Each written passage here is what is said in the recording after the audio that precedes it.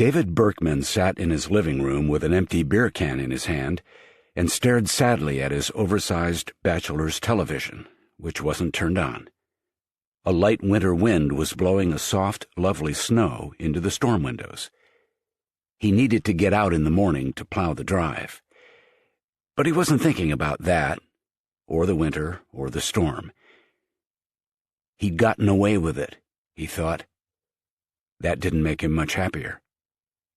David, he thought of himself as David rather than as Big Dave, Daverino, Davissimo, D-Man, Chips, or Bug Boy, didn't consider himself a killer. Not a real killer. He was simply accident-prone. Always had been. Accidents were one reason he'd been elected as Class of '92 funniest boy, like the totally unfunny time when he hadn't gotten the corn chips out of the vending machine in the school's junk food niche.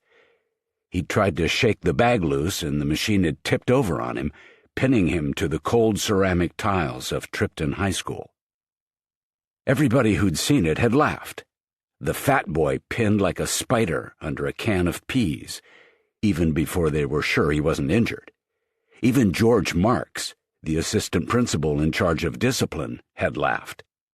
He had, nevertheless, given David 15 days of detention, plus the additional unwanted nickname of Chips, a nickname that had hung on like a bad stink for 25 years.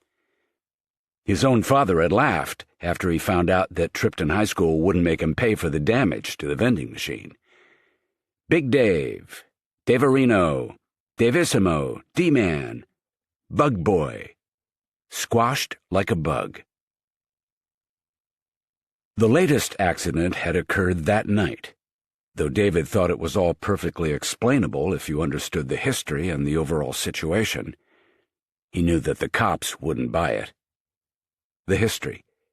First, his father was the Bugman of Trippton, the leading pest exterminator in Buchanan County.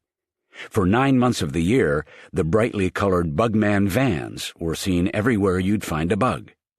For the other 3 months, in the heart of winter, even the bugs took time off.